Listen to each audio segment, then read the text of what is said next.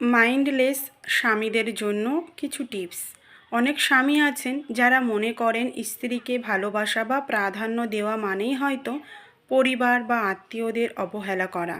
তাই তারা স্ত্রীকে প্রায় তুচ্ছ তাচ্ছিল্য করেন, তার আবেগ, ভালোবাসা, আশা, ভরসাগুলোকে উপেক্ষা করেন, শুধু এই ভেবে যে পরিবার আত্মীয়দের মন রক্ষা করতেই হবে, না হলে ইহকাল পরকাল কিছুই থাকবে না।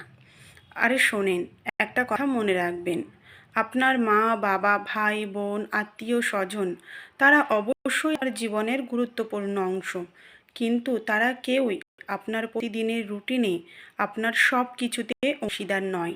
তারা কেউই প্রতিদিন আপনার পাশে ঘুমায় না, আপনার ঘরের খুঁটিনাটি দেখাশুনো করে না, আপনার সুখে দুঃখে অবিচল থাকে না।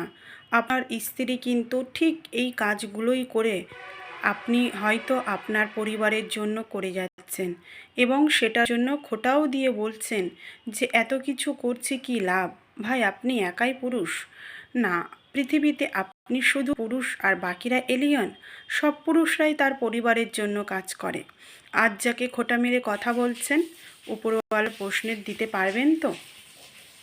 সে আপনার জীবনের এমন একজন যে শুধু ভালোবাসা নয়, আপনার জন্য কত ত্যাগ স্বীকার করে সেটা আপনি অনেক সময় টেরও পান না, কারণ আপনার সেই মন নেই, আপনি বধির।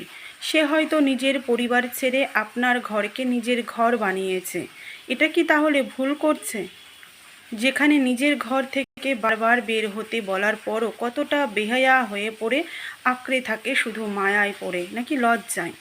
সে হয়তো হাজার অপমান সয়ে আজও আপনার পাশে দাঁড়িয়ে আছে শুধু এই আশায় আপনি একদিন বুঝবেন সে কেন আঁকড়ে ধরে থাকতে চায়, সে কেন এতটা বেহায়া, শুধু আপনি তাকে গুরুত্ব দেবেন এই আশায়।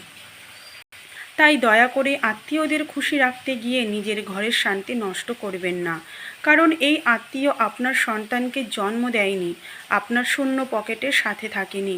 এই আত্মীয় আপনার পকেটে যখন টাকা ছিল না তখন সাপোর্ট দেয়নি। এরকম হাজার নজির থাকে যার কোনো লিস্ট তিনি রাখেন না। আপনার স্ত্রীকে অবহেলা করবেন না, কারণ শেষ পর্যন্ত যেই মানুষটা আপনার মৃত্যুশয্যায় আপনার হাত ধরে কাঁদবে, আপনি হাসপাতালের বেডে শুয়ে যখন চোখ বন্ধ করবেন, পাশে বসে চোখ ভেজাবে সে কেউ নয়, আপনার স্ত্রী। ভুলে যাবেন না, পরিবার আপনার জন্মের অংশ হয়তো, কিন্তু স্ত্রী আপনার জীবন সঙ্গিনী যার কোনো রিপ্লেসমেন্ট নেই।